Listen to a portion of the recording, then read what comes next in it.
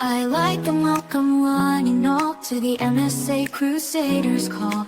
Voices strong, spirits bright, join us as we ignite. We're here to share, to inspire, to lift each other higher. With stories of strength, voices that shine, this is our journey, yours and mine. You're tuned into MSA Crusaders, where awareness begins, one story at a time. Hi, I'm Daisy, Hi, I'm David. and we're the MSA Crusaders. Hi, welcome back to MSA Crusaders. Today we're here with Paul Gibson. He's going to talk to us about medical fatigue and PTSD. Welcome, Paul. Thank you for this opportunity, David and Daisy. I really appreciate it. Paul? I would like to discuss the effects MSA has on us as individuals, mentally and psychologically, help others understand how to alleviate some of the anxiety associated with MSA and how to better manage all of the doctor's appointments, medications, potential drug trials, and try to find balance in life at the same time, which is important because I've been given 2 years. That's what the doctors have told me based on my urological, gastrointestinal, and other issues that I'm facing, and the 65 pills that I take each day for multiple system atrophy and the effects that they have on my body as well. When were you diagnosed? I was diagnosed in March of last year, and I got a second opinion in July. And when did you start having symptoms? I started having symptoms. REM behavior disorder is something that I've carried throughout life since I was probably in my late teens, early 20s. And then I started having low oxygen. I started more so about 5 years ago having bowel and bladder issues.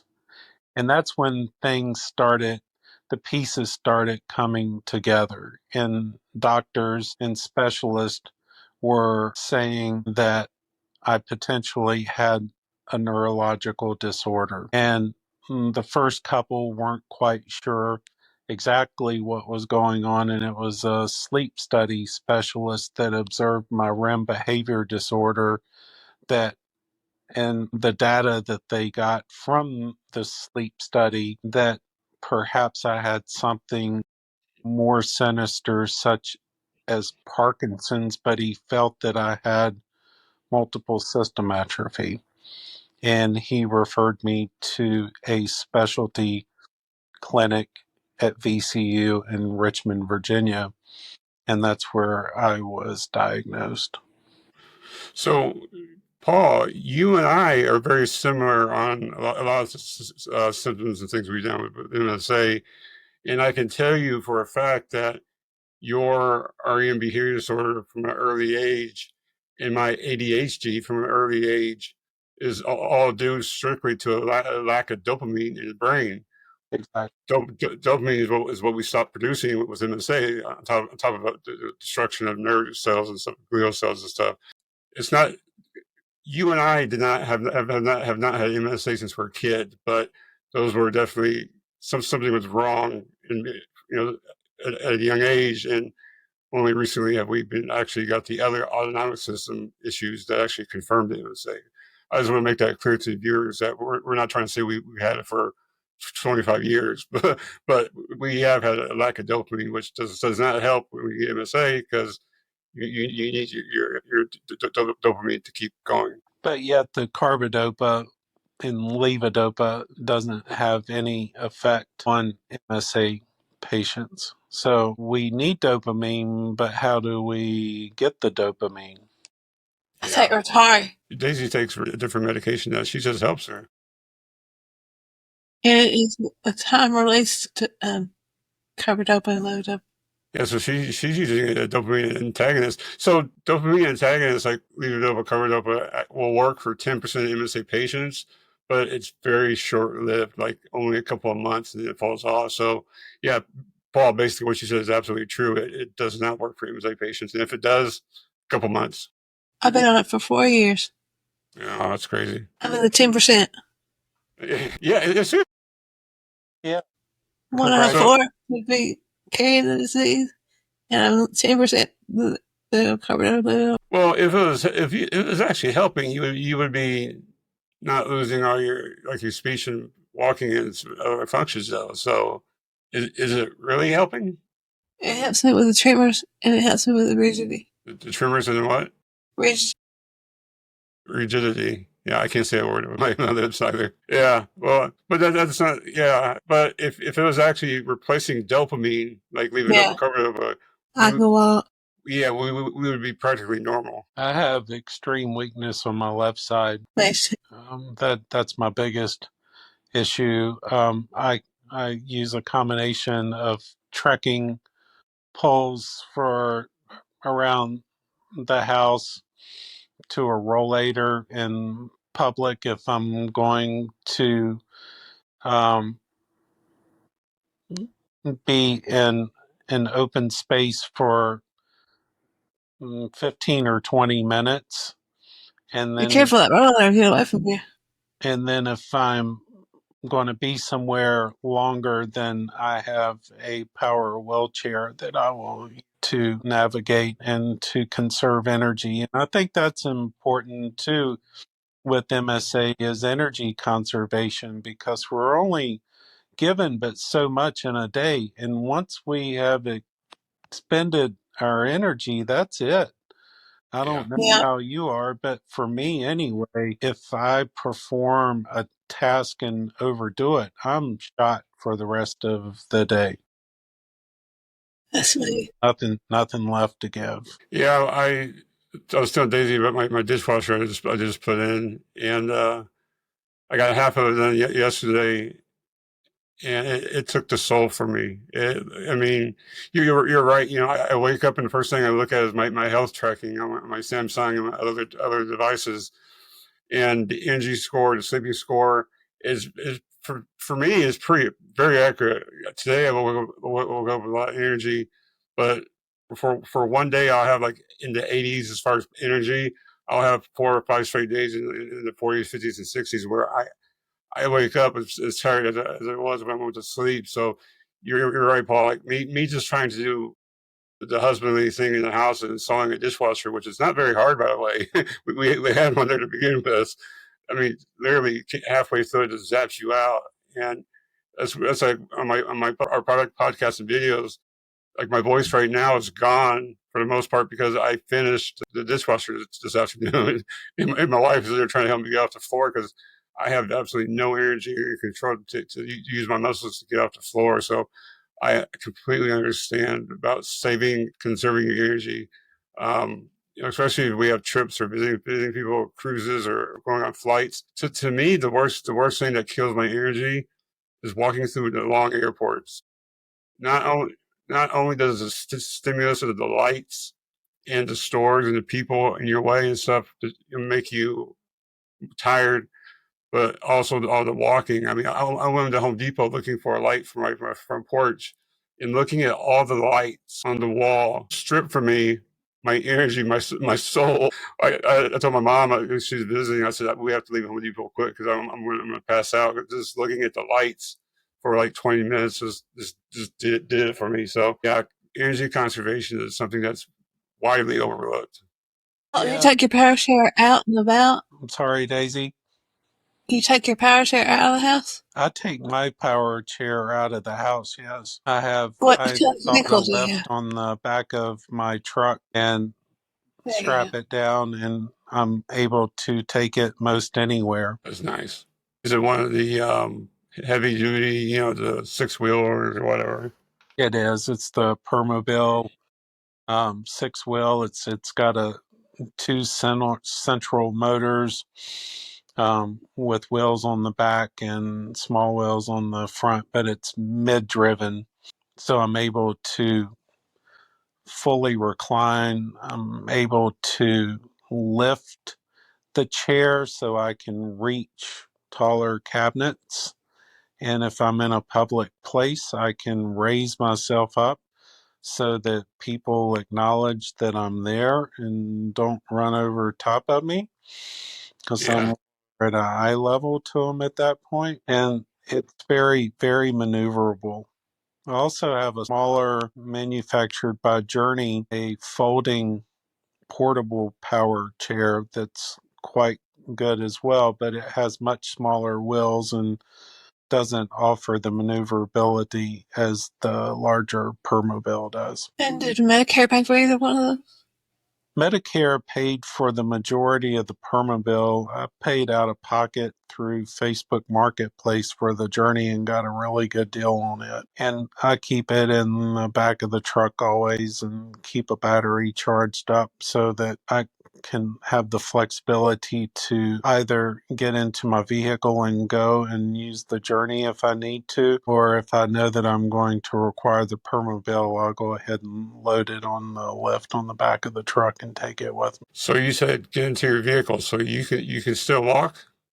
I can walk using trekking poles. I'm good for about 15 minutes or so, but in a at best, it's more like a drunken state. I've dropped foot really bad on my left foot, and I stagger and I wall walk a lot when always wall walk in the house. But if I'm in an unfamiliar space or something, I use a rollator typically for short distances.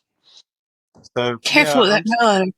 I'm still able to walk just very short distances and not in a very safe manner. You'll Well, bat the dust in that roller, though, so be careful. yeah, Paul, I commend you for at least still trying. It's not do not give up on walking. It's I'm not going to give up on anything. good. That's kind of my mantra. We were talking about aspiration earlier. I've got something lodged right now, so excuse me if I cough. I'm not going to give up on anything. I'm going to give it 110% all the time. But I also am well aware that when the right side of my body doesn't respond to commands, to move my right toe or lift my right foot, I'm going to stop Yeah. driving at that point. I say I'm okay with it, but I don't know what I'm going to feel like when that time comes. But I'm currently at peace with it. I know that it's coming down the road. I just don't know when. Until then, I'm very capable of driving. If there's a time when my medications make me feel a little woozy, I won't drive. I haven't drunk since 2019. Wow. How about you, David? Still drives. Ironically enough, the same month I was I had symptoms. I bought me an SUV that was fully loaded with all the anti-collision, hits the brakes for you, it'll follow the cars in front of you, everything. I bought a vehicle that I did not need with too many safety features, and it comes to find out years later, thankfully, because of that, I can still drive very well. But like you said, Paul, when I'm fatigued, which is half the day at least, I'll ask my wife or my daughter to drive. Exactly.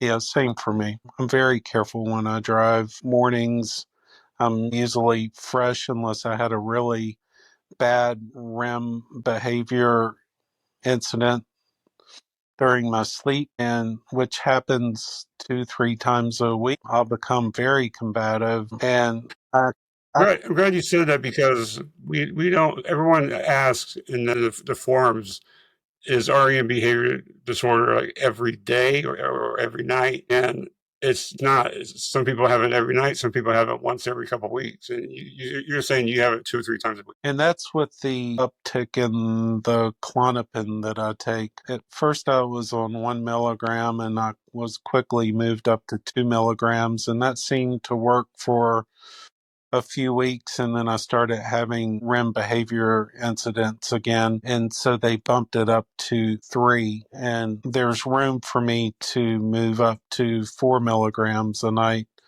But then it becomes a real question on, are you going to wake up the next morning or not? You know, Are you is going to it? stop breathing? Are Yeah. you going to stop breathing in the middle of the night? You know, I'm on full Thanks. time supplemental oxygen at during bedtime. I take 3 liters at night, and that keeps my oxygen saturation in a safe place between the low to mid 90s. Yeah, that's so bad. Yeah. I'm on 2 liters. You're on. What are you on? You're on 2 or 3 liters, Daisy. 2. Yeah, I'm not on oxygen because saturation is not an issue. I'm on BiPAP or non-invasive ventilator because my lungs are failing themselves, like structurally. So we all have lung issues, but it's happening the opposite. Saturation is an issue when I had pneumonia for sure. Saturation obviously goes way down, but I'm on full nighttime ventilation to keep my lungs moving because at nighttime the graph of how much oxygen I lose and how less of, how few of breaths I take just gets wider and wider. So they're trying to keep my lungs as strong as they can be for as long as they can be with the ventilation. Yeah, breathing pauses are a problem for me, both day and night. They're becoming more profound. I'm noticing You're so myself more passive. so during the day having more breathing pauses than I used to as well. Pauses. Now, by pauses, do you mean like a laryngeal spasms, or are you talking about you just holding your breath for some reason? I'm not holding my breath. It's just that my physician referred to it as breathing pauses, where there's a delay between each breath and it gets farther and farther out. Yeah. Okay. Your brain's not telling your body to breathe. Right. Exactly. Yeah. I catch myself gasping a lot during the day. Which means it's MSA is in your spinal cord because the timing of everything autonomic originates from the brain but goes to the spinal cord. So when we start having these delays, we know our spinal cord is now becoming involved as well. Yeah. Neurology is telling me that I have a combination of MSA, P, and C. So, Yeah, which They makes usually sense. mix. which correlates with what we're talking about. They usually mix when you get further along. Complicated. Yeah. So what is your worst symptom that you have, Paul? The top 3 worst for me: bowel, bladder, and REM behavior disorder. Yeah. Now, do you have a catheter at all? I don't cath. I'm not able to cath right now because I have an enlarged prostate, which is another structural issue. So Yeah. the urodynamics test, they had difficulties performing, and That fortunately, sounds like a Mayo Clinic test. The way he said that. you had the same issue. Yeah, absolutely. Yeah, my aerodynamic flow is spasm. They're able to see all the spasms. The tremors we speak about are those internal spasms Yeah, that you don't see but you feel. And yeah, I had like 30,000 spasms or whatever. They can see with that test. The phone on vibration and stuff. Yeah, yeah. So those are my top 3. For the past 3 days, the medication for bowel and bladder have not been effective for me. What do you take your bowel? Well, for bowel, I take Linzess in the mornings, and it's supposed to work and be very effective. I take 144 um, milligrams of Linzess. I take 200 of that in Constellos. And what? Constellos? Okay. Actylos? Mm-hmm. I I still have problems. take a series of stool softeners and Miralax and such, that stuff does not work for me. and it doesn't work for me. My best bet is Linzess. It's either going to work for me in the mornings or it's not. And I've been 3 days in a row to where I can feel everything liquefying in my digestive tract with the Linzess, but nothing moves. It just sits there. I think the only thing that keeps me going with my bowel movements is that my NIV breathing machine at nighttime, because I have a hole in my vocal cords, so it's forcing air down my entire large intestine. So I have so much gas that if I didn't have so much airflow bottling up in my body from my ventilation machine, I would be stopped up. But since I have so much gas, basically, it's able to keep pushing it out regularly. So if it wasn't from the machine, I would be like before. I'd be completely constipated, backed up, not going to the bathroom for like a week or two. It's crazy. So Oh, the the sleep DD's study calling. doctor had me try a BiPAP, and with the BiPAP, I started regurgitating bile really Yeah. bad. So they lowered the pressure setting to the lowest setting, and I still regurgitated bile. So they ended the BiPAP because of that. Did your ENT or your ENT or your pulmonologist tell you that that reason is because your muscle weakness down here towards your esophagus? Yeah. Because that's why I've had that too. One time I regurgitated in my mask. I didn't throw up, but it all came up to my mouth one time. But before that, I had some like acid reflux and heartburn, and they were telling me that there's cells in my esophagus that weren't supposed to be there. They're supposed to be in the stomach lining, but that the muscles at the bottom are so weak that is allowing the liquids, like you said, to come back up and regurgitate. And the only thing they say they can do for that, besides some medications, which probably won't work for very long, would be Botox, which has helped, believe it or not, and also the surgery to help with that. Yeah. Botox First one. therapy. I'm using Botox for my hands. Um, my my fingers are locking up. My hands are cramping. It's very painful, don't it? It's extremely painful, and I use Makes me Fed want to cry. at night for one hand at a time because you can't really brace both hands at the same time and sleep, and have to get up in the middle of the night or something. So I pick one hand or the other and use the brace on it to keep the fingers from locking up on that particular. And so you got the hand down, lock them. But the Botox therapy, the MSA neurologist is hopeful. He's using it on his patients, where he'll inject Botox in the forearms, finding the muscles that control the fingers and injecting Botox in those and having it repeated every 3 months. And so I've had one treatment so far, and then I go back the end of July for my second treatment. I've been doing Botox since 2021, and it works really well.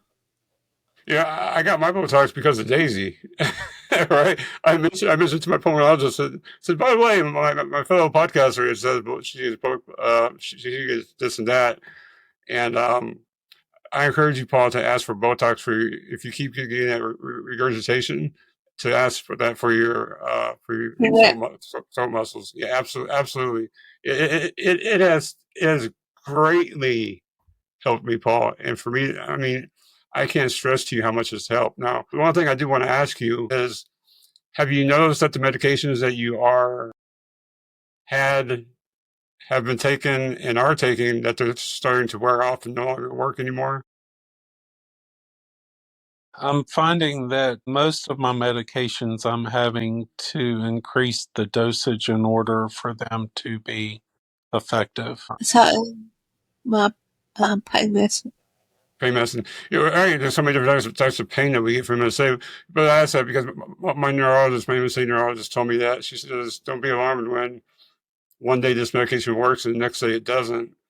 And it's true. I mean, I'm swapping medications about every 6 months now at this point, because what used to work absolutely wonderfully no longer works at all. She gave me 50 milligrams more Botoxes. Really. Yeah, I have to go back for Botox as well in a month or two. Yeah.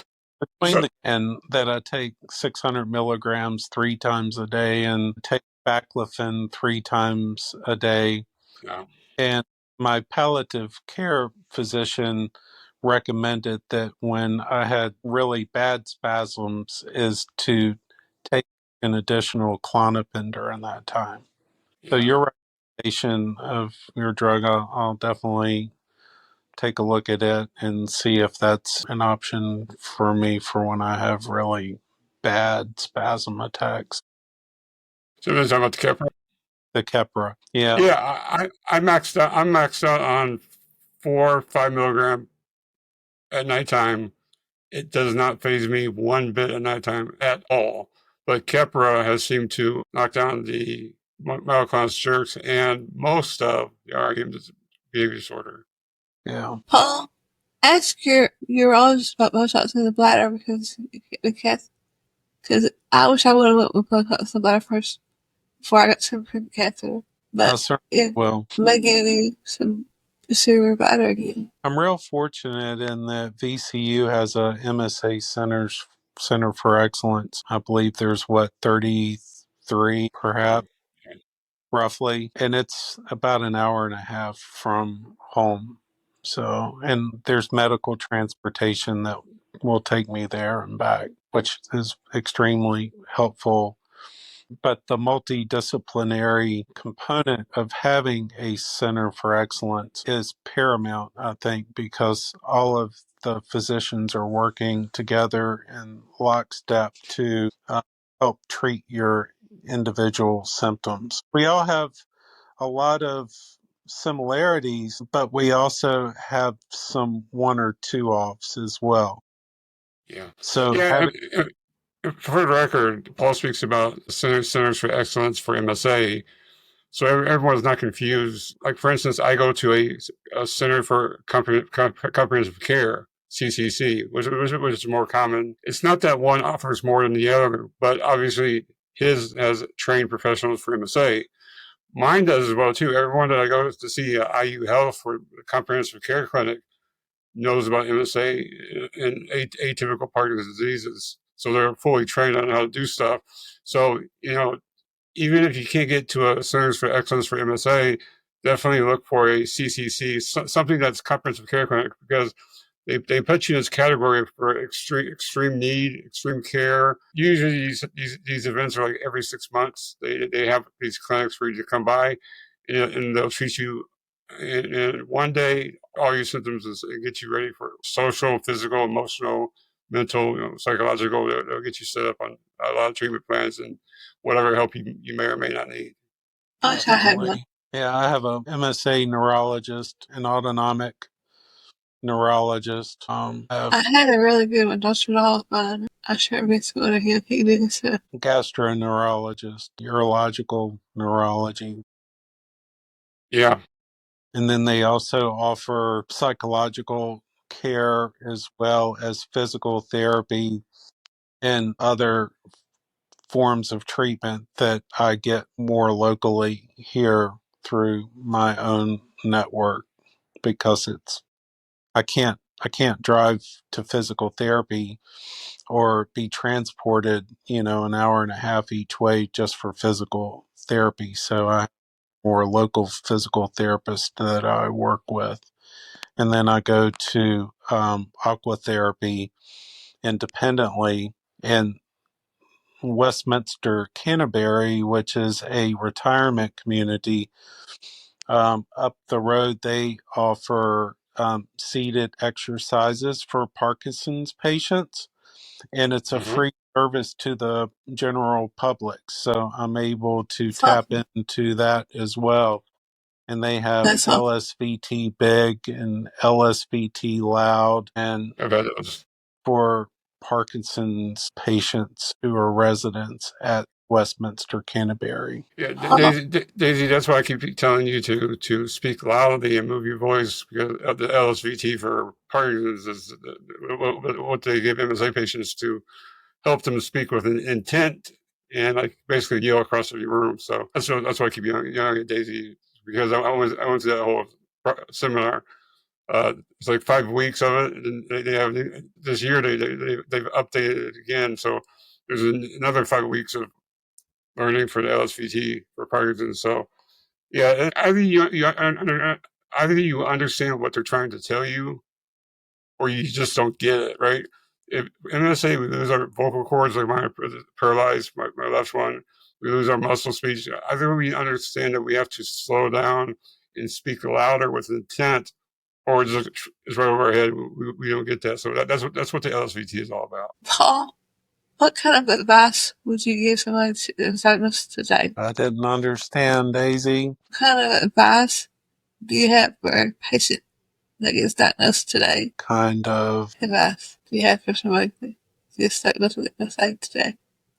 What type of advice would you give to somebody who is diagnosed with MSA today? wow. Because Don't let MSA define who you are as an individual. Remember who you were before you were diagnosed with MSA. Enjoy the things that you enjoy doing within your limitations. Be creative. Find purpose in life so that you can feel a sense of achievement or accomplishment. Just don't give in to MSA and let it dictate to you what to do and what to eat, where to go. David, you mentioned travel. We're looking at different avenues for accessibility, and the national parks have tracks, power chairs that have like tank tracks for layman's terms. And so you can explore the parks just like anyone else can. And so I'm looking at ways to being more present because I'm extroverted by nature. So to be at home is all day long would be like the worst scenario for me. Worst case scenario. So, I have installed a lift on the back of the truck. I had to save money and pay for that myself, but I have a ramp installed on the back of the house. And so I'm able to roll out, ride up onto the lift and strap it down and go down the road, either if I'm driving or as a passenger. So I'm still able to go out. And I'm finding that music venues, restaurants, and other places are becoming more accommodating than what they have ever been before. And I'm grateful for that because, I've been to concerts recently. I've pretty much been as social as I have been before being diagnosed with MSA. There's no way you've gone to a Cracker Barrel recently and gotten through that lobby with all that merchandise in a wheelchair. Well, that or market. Yeah.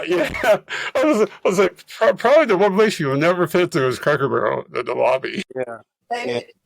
Yeah, go into a world market where they put all the Christmas ornaments up at the front that are so close together in the aisles. Yeah.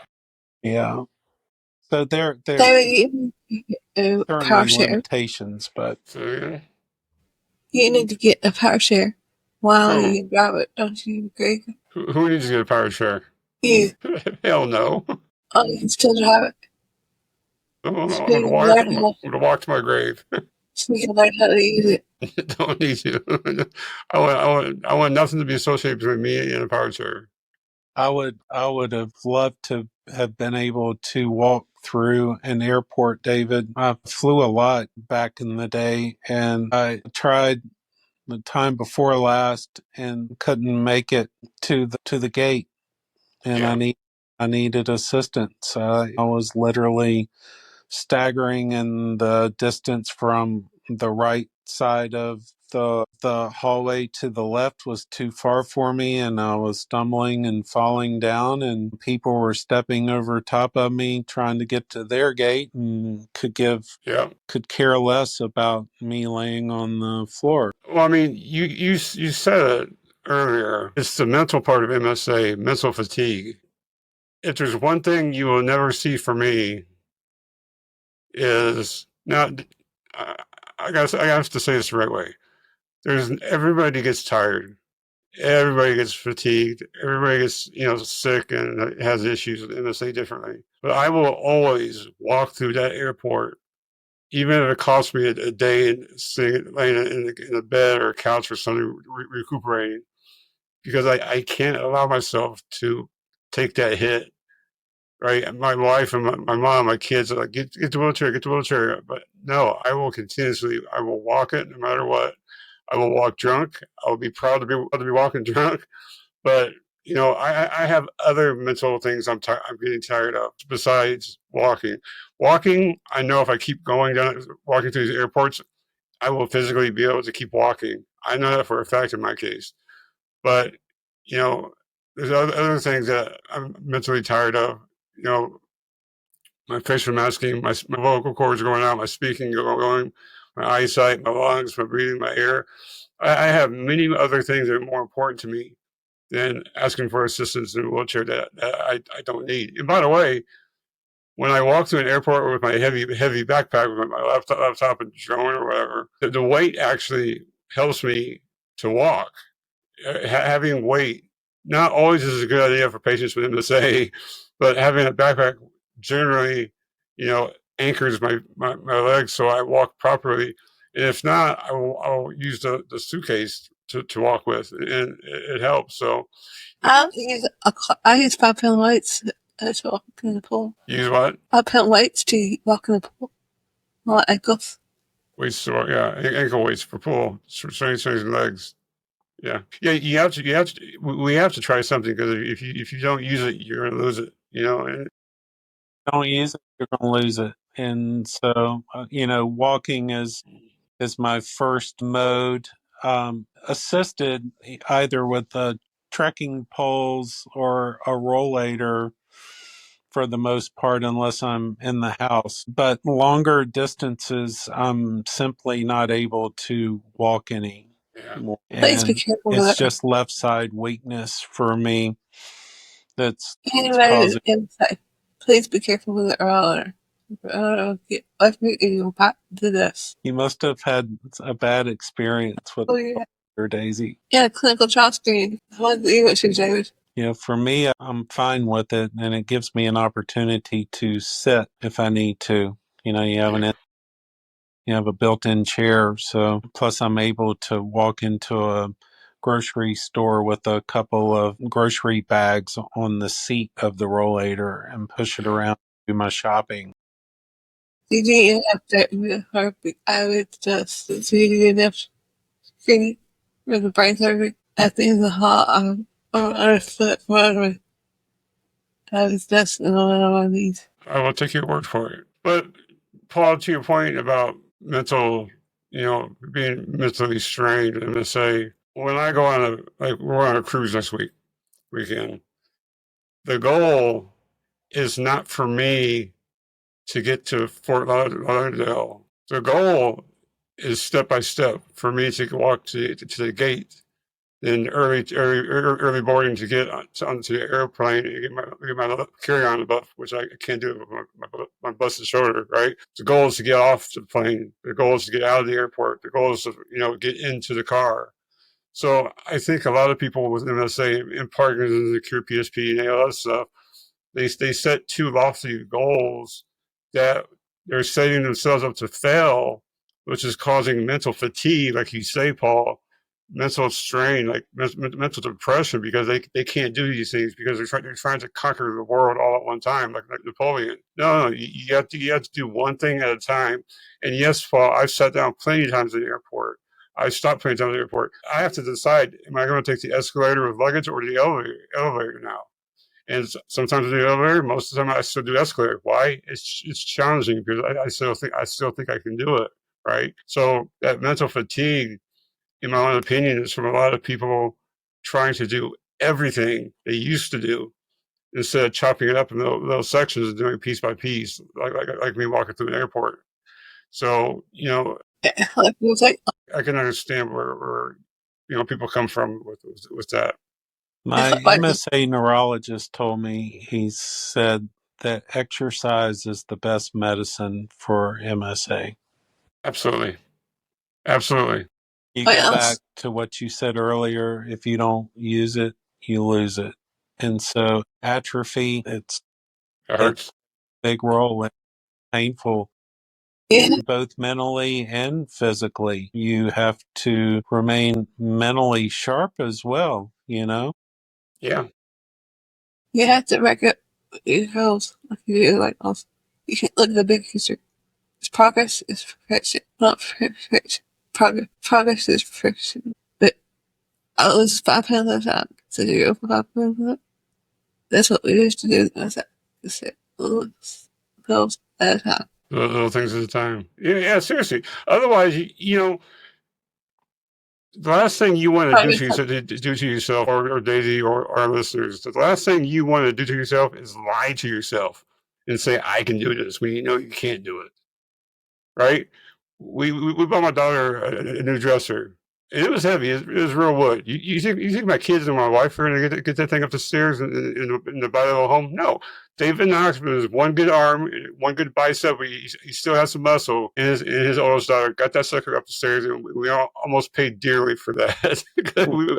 I fell a few times on the stairs trying to get it up, right, on a dolly. But step by step, you can't lie to yourself and say you got this when you don't. You have to, like you said, like you do, Paul, when you go for a drive, whether you're going to walk or not. You have to know your limitations and work within them, and then at times exercise those limitations. Right, stretch them out, see what else you can do. So it's progress. Adapt to what you're doing and where you're going. Right, that's all you can do. But you cannot conquer the world in one day with your actions. You have to do it piece by piece. Progress, not perfection. That's what I'm looking for. Progress, not perfection. Absolutely, Daisy. That's the truth. But constantly challenge yourself to Yeah, don't try not to lose sight on who you were before you were diagnosed with MSA. you might have MSA, I but think that's really important. Yeah. Look at it as you might have MSA, but MSA does not have you. That's right. Well, I don't know. MSA definitely has you. It has us. It does.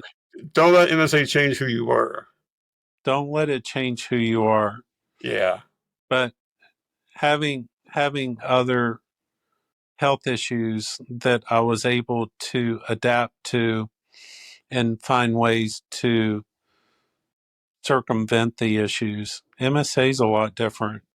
Yeah. It comes at you unexpectedly, multiple issues at the same time. And there are times you don't fully grasp the magnitude of MSA and how it affects you mentally and physically. You need to do something today. You might not be able to do tomorrow. Really tough. With RBD, David, you have a bad night. So Yeah. you have little sleep. And so you wake up, with intention to perform, several things, and you simply can't do them because you're void of any quality sleep. Yeah. You're absolutely right. So you have to expect also the unexpected as well with MSA. Yeah. What you can do today, you don't take for granted because you might not be able to do it tomorrow. Oh, I'm gonna do it tomorrow, Daisy. Yeah, that's what you think. Now we're going to talk about mental, not fatigue, but mental strength. I'm going to be able to do it tomorrow. I guarantee you that. I guarantee it too, David. I know You have to have that thought, that ideology in your mind, right? We all know what's going to happen to us. We all know, right? You're down our sleep, our lungs, or our brains into our heart to stop beating. We all know it's probably going to be peaceful. We know we're going to suffer great consequences with our body. We're going to have horrible things happen to us, and embarrassing things. Family that turns their back on us, friends too. We know what's going to happen to us, but you don't have to have that attitude, right? You have that attitude where, yes, I will be here tomorrow doing the same exact thing I'm doing today, but whether you like it or not. And if not, I'll prove it. If you don't think so, I'll prove it to you. Like you have to be mentally strong. Because like Paul, your whole thesis with this podcast, mental fatigue, it wears you down to a point to where either you can handle it or we get into drugs, alcohol, depression, suicide. I mean, pick a choice, right? We get into all these things that we don't want to. You have to be strong. Yes, it exacts a toll. It exacts a biblical toll on our bodies and our life. But if we can't manage the system and help ourselves, we go into a big black hole. Not many people can get out of that hole. One thing that I've learned with MSA is that you can't stay ahead of it. No. I wish. I wish too. I really and truly do, but you can't stay ahead of it. I mean, it's coming at you. I think we just need to live each day with grace, and I believe that we should not be ashamed to walk drunk Yep. in a public place. Liquor, vodka, Paul, vodka. It calms the system down, buddy. I'm telling you, it helps. Press. Paul, I really want to thank you for coming on today and talking with us. We really enjoyed it. Did you? I've heard the question I was going to ask you. You did everything else you wanted to. Do you have any other clinical trials or anything else you're trying to get into? The International MSA Conference, there were some discussions about an RBD trial. I have a device in my chest for heart failure. Yeah. And it's not MRI compatible, which every drug trial requires MRI imaging of the brain. So I'm up for a new one in the next year or so. And at that time, I have some tough decisions to make on whether or not I ask them to remove the device and the lead so that I can be eligible for drug trials, or if I can have them replace all of the leads and the device so that I am MRI compatible. Either way, it's going to be difficult. Swapping out the leads is no easy procedure. I have one that is thoracic, and I'm having more atrial issues now where before they were all ventricular. Mm-hmm.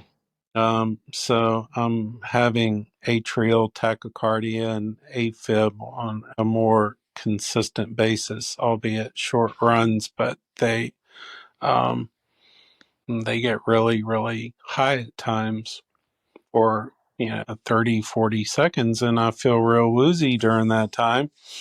And my device won't compensate for it because it's only programmed to work with the ventricles, not the atrial side of the heart. Well, it sounds like you don't have much of a choice then. Yeah. If I could shed, in closing here, if I could shed a little bit of light and not mental fatigue with you, I thought clinical trials was everything.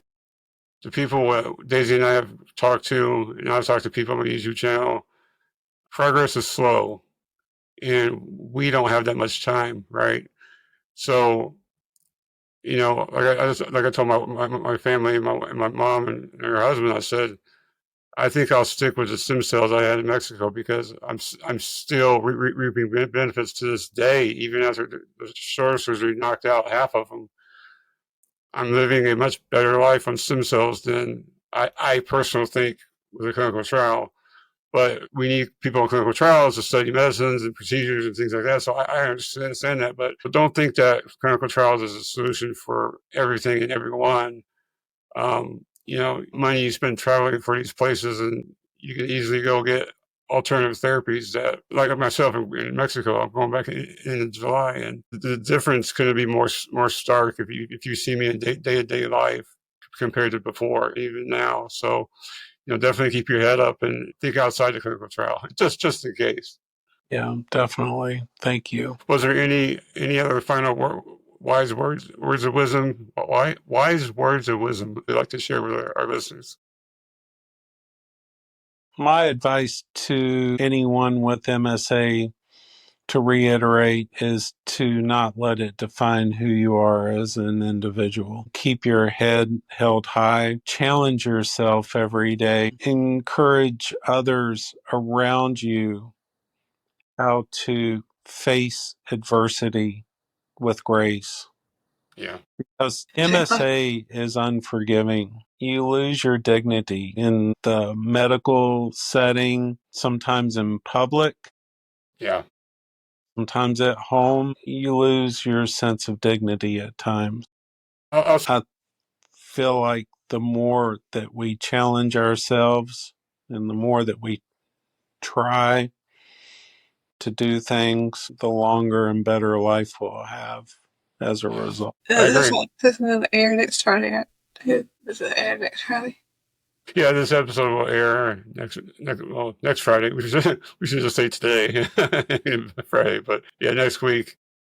Paul, we would definitely like to have you back on to speak about more of the PTSD and anxiety that we get from all these visits, all these treatments, all the conversations we have with our doctors about the good, the bad, and the ugly. Would you be willing to come back on and talk to us a little bit more about that in depth?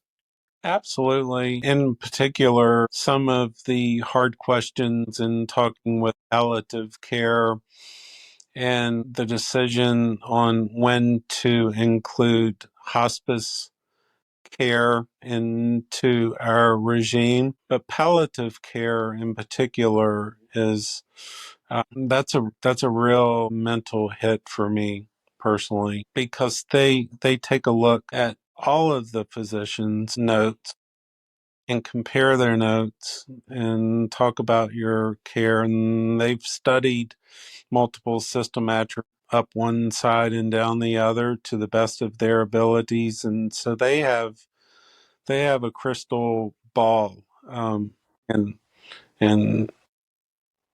a sense. It's not. My palliative care Oh, don't get me started on Tito's.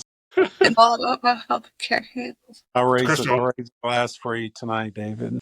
Yeah, I'll do the same for you, trust me. Palliative care handle your Thank you. pain. Say again, Izzy? Does palliative care help handle your pain, Paul? Palliative care is taking a backseat approach right now for my pain, but they are available should I need it. Right now, I'm just treating the neuropathy pain at this time. And then I supplement it with Tito's when I have Yeah, that's my boy right there. That's what I'm talking about. I'm curious of my pain. We do not condone the mixing of prescription drugs and alcohol on this podcast. I'd like to say that we proudly support Mission MSA. It's a bad time to. What a bad segue, Daisy. And basically, go to Piece of Cake Challenge, Piece of Cake Challenge, and do Piece of Cake Challenge of the Ultimate Challenge for ALS. That is for USA. It helps for your all family. Sounds like a plan. So, Paul, until next time. Thank you, David. Don't drink too many. Yes. You are an inspiration for many of us, Paul. We thank you. Remember that we're all MSA Crusaders. Yes, we are. Thank you. Thank you. Have a good night. As we close another chapter, remember you're a factor. In this fight, we're not alone. Together we have grown. With every voice that speaks its truth, we shine a light, we're living proof. Remember, we're all MSA Crusaders, and together we can make a difference.